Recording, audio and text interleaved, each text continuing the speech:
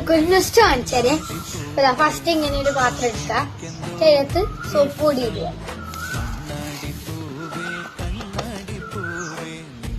എന്നിട്ട് അതിനകത്തേക്ക് വെള്ളം ഒഴിക്കുക.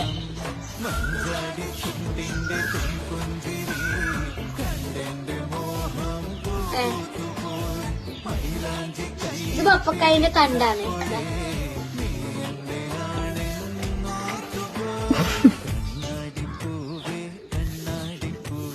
അല്ലാതെ മുക്കുക, ഊതുക.